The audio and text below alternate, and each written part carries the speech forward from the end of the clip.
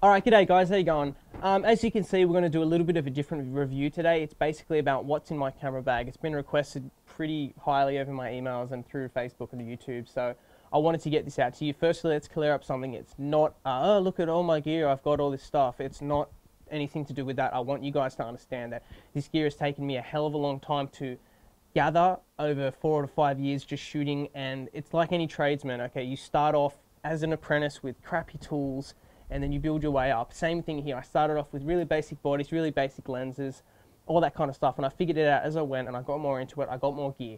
Now, this is my trade. This is what I need to get the job done. It doesn't matter if it's a wedding, if it's glamour shoots, if it's product, if it's, you know, a whole different line of things. This is what I need to get the job done. Keep in mind that there's a couple of things missing here, including a D3100 Nikon body and a 70-200 2.8 Nikon lens. But some of the stuff I want to go over really quickly, and some I want to go into a little bit more depth. So I want to try and keep this video as short as I can. So I'm trying to aim for 20 minutes, 30 minutes. I know that's a long time for a YouTube video, but please try and stay interested. If you're into photography, this is what it's going to be all about. So I'll express my opinions on this gear, why I use it, why I love it, etc. So, all right, let's start off with the lenses. As you can see, they're not in order from biggest to smallest or smallest to biggest, because we all know it's not how big it is, it's how you use it. You know, let's go with that. Firstly, we'll start off with lenses, then we'll go through speed lights, bodies, tripods, batteries, accessories, flashes, all that kind of stuff. Okay, so 1855 kit lens, variable aperture lens, very light, very cheap, very good for its price, but you move on from it quite quickly if you're into photography. Now, most kit lenses come with like if you buy a cheaper Nikon body, just when you're starting out, it'll come with an 1855 and a 55-300 or 55-200, depending on where you're buying it. And it is good for daylight, but as soon as it starts getting darker, the lens really struggles. It's not as sharp as the Pro Glass as well. There's the elements just aren't built the same, and because it's a variable aperture, it's 3.5 to 5.6. When you zoom in, it drops down your aperture. You're cutting down to 5.6. That's as wide as you can get open. It really sucks in low light. You have to raise your ISO, decreasing image quality. That whole shenanigans. Start with it, move from it quickly if you're really into it. Move into faster glass, 2.8, 1.8, 1.4, 1.2, all that kind of stuff. Keep in mind, faster glass comes with a price. Same deal, 55-200. It's an older DX lens. It's built for APS-C censored bodies. Now, it does work on full frame bodies, a lot like Canon doesn't. Nikon's really good in that area. It lets DX lenses work on full frame and DX sensors, so that's really cool. Again, variable aperture, 4 to 5.6. 55-200, pretty good focal length, but you move from it pretty quickly, mainly because it struggles in low light. Vibration reduction in these lenses as well, so you can shoot at probably 1/40th, 1/30th of a second and get crystal clear images, which is great. But again, you do move on from it pretty quickly. Okay, having said cheap lenses, just because it's cheap doesn't mean it's not good. 55-1.8. I do own the 1.4 version from this as well, which isn't here at the moment. As I said, some things aren't here. 50-1.8, 129 bucks. Bullshit good lens, honestly. It's 1.8, which is great if you're doing a whole shallow depth of field, short depth of field look. But when you're doing 50mm is like a really good length to start off with, just for moving around. Like, it's a fixed length. You have to manually zoom by walking with your feet, but it's a 1.8, so it's really fast. When it gets low, you know, think about 1.8 to 5.6. That's a whole 2.5 stop different, or 2 stops different. So that's how much more light you're able to get into the camera, keeping your shutter speeds high, not having to raise your ISO, keeping image quality crisp. As I said, it is $129 lens, $130 lens, really cheap. Only problem is it's not an AFS, so it doesn't have a silent wave motor. It doesn't have the focusing built into it. Problem with that is Nikon bodies like D3100, D5000, 5100, they don't have focusing motors built in, so you need to use AFS lenses. Keep that in mind. AFS lenses is what you need to use for the lower end kind of consumer bodies. Anyway, moving on. Another, not a bad lens, a newer one, 55-300, 4.5 to 5.6 DX lens. Not bad. I actually don't mind it. The build quality is firstly better than the older lenses, and its focusing is a bit faster, silent wave motor built in, so you can use it on the 3100, 5000, 5100. You don't need to have, it's an AFS, as I said, it's got the motor built in. Not bad, actually. Like, in daylight, it's pretty good. Again, only problem is it's variable aperture, 4 to 5.6. f4 is not too bad, but you know, luckily the ISO sensitivity in bodies are getting better these days anyway. All right, moving up. Now, 85 or 1.8. Love it, absolutely love this lens. It is so good for portraits. Now, a lot of you guys have seen the example where portraits, blown out backgrounds, only the face is in focus, all that kind of stuff. This lens, it's an older, it's a D version, it's not the G version. I am saving up for the 85-1.4G. I cannot wait to get that lens. Honestly, I'm going to freak out when I get it because it's faster, it's newer, but the 85D 1.8 is really good. I do use it a lot in the studio. Fixed length, I shoot on a full frame body in studios all the time, so 85 is what it is. It doesn't go up to 105 or whatever the 1.5 crop factor is. Yeah, so focusing's a bit loud. That's the only thing I don't like about it. Other than that, crystal clear images, really sharp, you know, really fast lens at 1.8. That's great. Portraiture lens, perfect.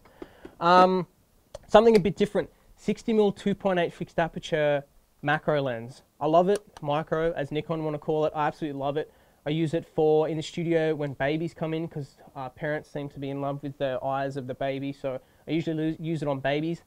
Portraiture work it is good for because it's really sharp. Also macro, obviously product work because it's really sharp. 2.8, which is great, but the problem is what you need to always remember is that macro lenses aren't fixed 2.8s. They're not 2.8 all the way through. When you zoom in, when you get really close, when you're on a full macro, it drops down to about 5 or 5.6. So it's not fixed aperture. So if you're ever using a macro lens and you see your aperture bouncing backwards from about 2.8 to 5.6, that's why. It's because they're not fixed, not like the other lenses. All right, moving up.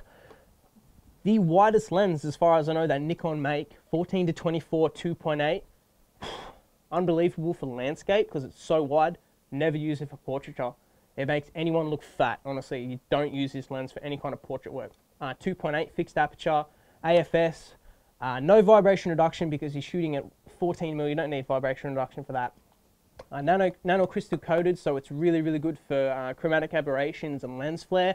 Only thing I don't like about it is you cannot put a filter on this lens. That sucks. I always put filters on my lens just to keep the glass safe. I'm not sure if you can see this. I will be zooming in on all these images separately. They'll be cutaways, so you'll be able to see it now. But that's a big ass piece of glass, man. Like, that is so freaking huge. It looks like a fisheye. It's not. There is no distortion edge to edge. I lie. There's a little bit of distortion, but it's 14mm, so you can cope with it. I use it for landscape work, really great for HDR stuff, really good for all my architectural stuff. I use the 14 to 24 and the 24 to 70. Absolutely great lenses for architectural work.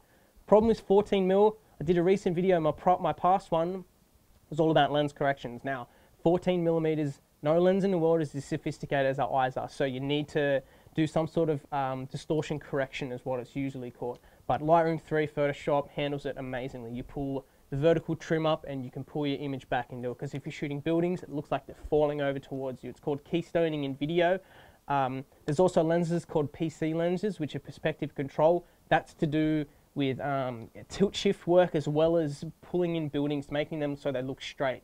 Obviously, if you're shooting for a client, you can't give them an image of a house that looks like it's about to tip over because you're shooting so wide. Moving on. Again, great lens, really expensive, right up there in, $2,000 range for a lens. Shitload of money. Workhorse of them all, 24 to 70 2.8 AFS, nano crystal coated. It has the works, honestly. I have this on my camera 90% of the time. Great studio lens. Again, working on FX format, it basically allows me to, 24 to 70 is a great focal length in a smaller studio. In a larger one, you want to be on a 70 to 200, so you've got a bit more length. Anyway, great lens, really fast, so freaking fast at focusing. It's unbelievable. It's sharp from edge to edge, shooting through 5.6 to f11. Probably the sharpest points you can get in it. Sorry, f8 and f11 are probably the best points for focus. Yeah, honestly, I've always got a filter on it. I've got a UV filter, not because I'm worried about rays or anything. It's just because I like to protect the glass, because it's an expensive lens, honestly. Like, the two of those put together, it's getting near $5,000 for two lenses. Anyway, the next step, there's something called the Trinity that I like to call the 14 to 24, 24 to 70, and 70 to 200. As I mentioned before, 70 to 200 isn't here at the moment, but we've got the bigger brother, Sigma, not actually Nikon. but not too bad. 150 to 500, massive, massive focal length in this. It's a variable aperture as well. It's 5.6 to 6.3, so you get cut down on a little bit of light. Great on the D3S or the D7000 because they're ISO. You can pull it up to 3200, 6400, no problems. Really good lens. Don't use it all that much.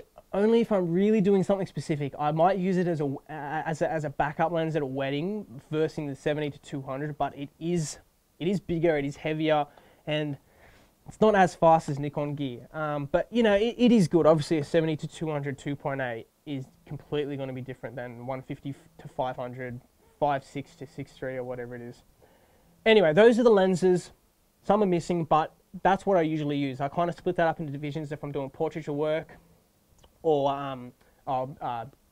glamour, or macro, or product, or children, or families, or anything like that. It can be split up into those lenses. Now, I don't always have them with me, but depends on what I'm doing, depends on what I bring. Next, let's move on quicker. SB600 older speed light. Sorry, the phone's ringing. That's probably my missus, but I'm not going to worry about it. SB600 older speed light. Now, I don't use this so much anymore because I have upgraded. I'm going to move on. Only thing I like about this is it can be used as a slave. So if I'm shooting with the D300 or the D700, you know, it does a really good job because it can be used as a slave. SB700, it's a step up, doing really good. I love it so far. It has a new design. It's the bigger brother of the SB600 and probably the 800. I prefer it to the 800 because it's got a better interface. The interface is designed a lot like the SB900. And, sorry, my phone's ringing. I'll go and get this prick. What do you want? Oh, sorry. I'm doing a fucking tutorial. What do you want? Nah, I'm alright. Are you sure? Yeah, where are you going? You just get me whatever you're getting. Don't make any noise when you come in. Alright, bye, babe.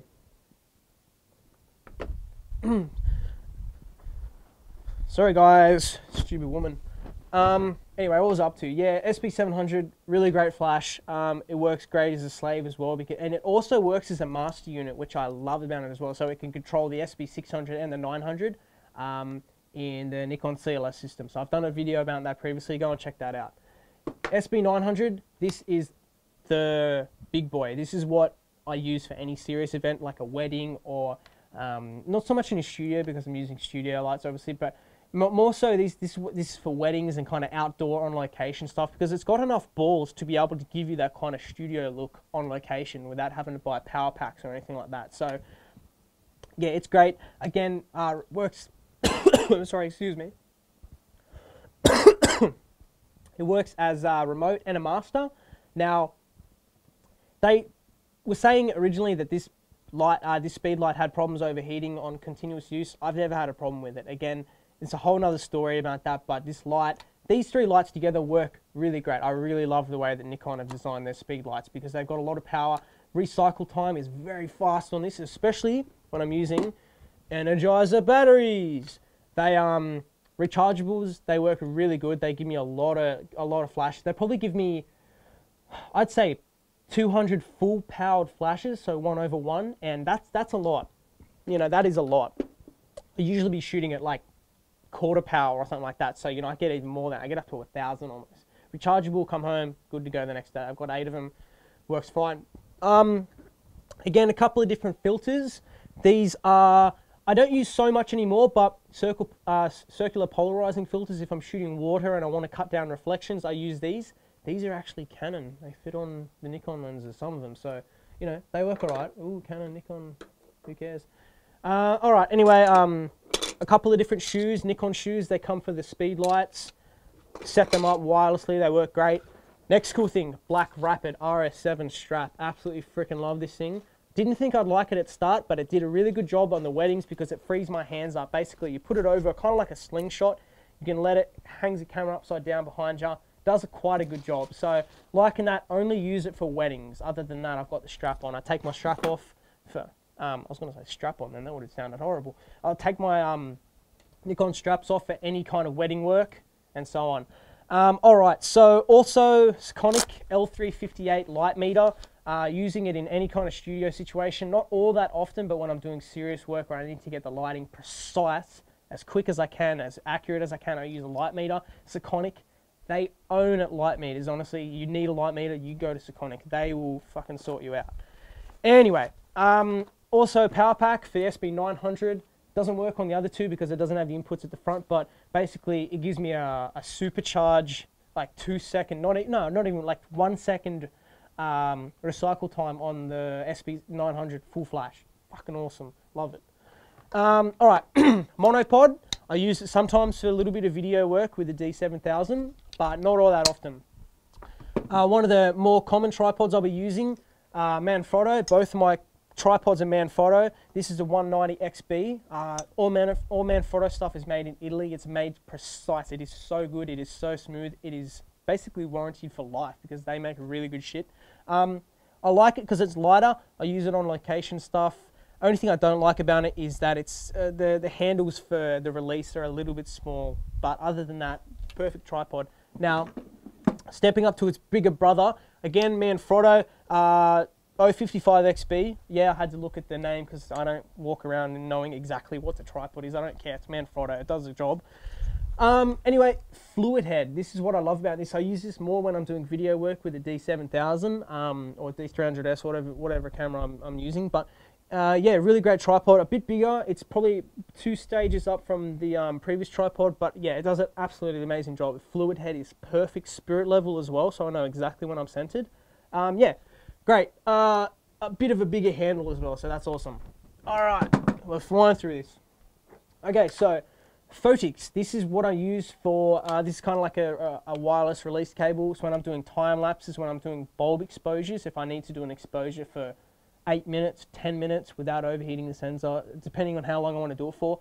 Yeah, also time lapses, you can set how many intervals you want it to take. So if you want to take 2,000 photos over the course of 5 hours, it calculates that for you. Really good tool. Yuguno, no, whatever it is, some Japanese brand. Wireless shutter release for Nikon D300 and the D3S because it's got the 9-pin adapter. Awesome job, love it. It's cheap, 40 bucks. I think I've had it for like 4 years. This doesn't break, touch wood. Don't use them so much anymore because I haven't yet, but I am upgrading to either Radio Popper or Pocket Wizard, the junior system for radio poppers, or the TT5 and the Mini Flex for Pocket Wizard. I probably will do that soon. Again, at the moment, I can't just justify throwing out 900 bucks just for a right wireless system for my slaves. Again, quite cheap off eBay. These are just, I don't even know what brand they are.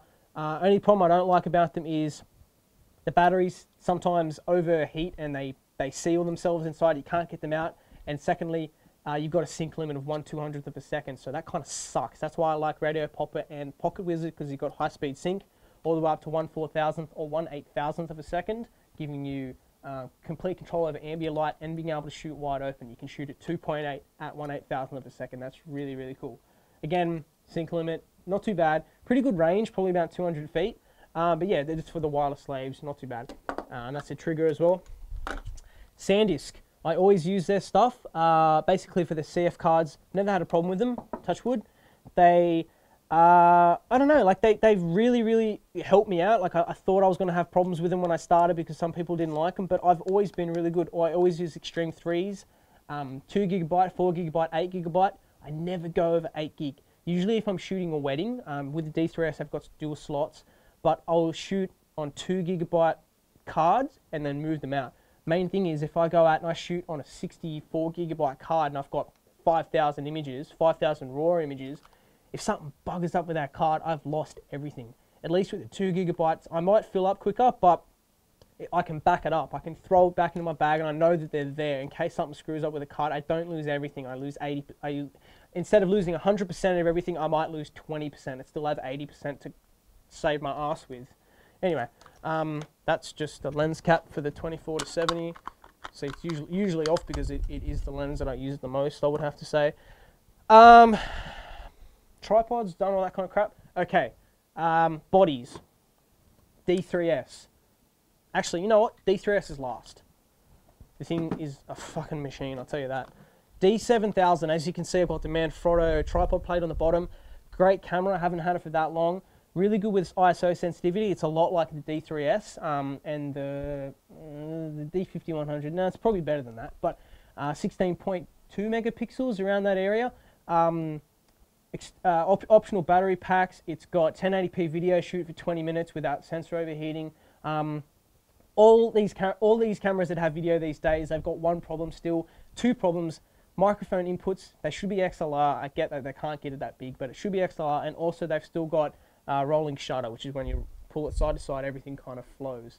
But yeah, other than that, great camera. It's an upgraded one from the D3100. It's got better video. It's quicker, about 6 frames per 8 per second, expandable up to 8. As I said, ISO is great. A lot of features are like the D300 and the D3S, which is what I like. It's more of a pro menu. That's what I really enjoy, being able to go in there and fine tune everything. Yeah, only thing I don't like is the little top menu. It's still a little bit amateurish, but honestly, I could shoot an entire wedding with just this camera. I wouldn't, because I've got these two, but I could shoot one with this entire wedding, presuming I had a good glass. But yeah, no, it's a really good body. I do enjoy it. I let my missus use it a lot. This is pretty much her camera, but again, it's great for video, using that shallow depth of field look. D300, this was my first camera, and I basically don't use this anymore, but I used it for about 3 years. It was freaking awesome, honestly. I only upgraded to the D3S this year. Best thing I've ever done.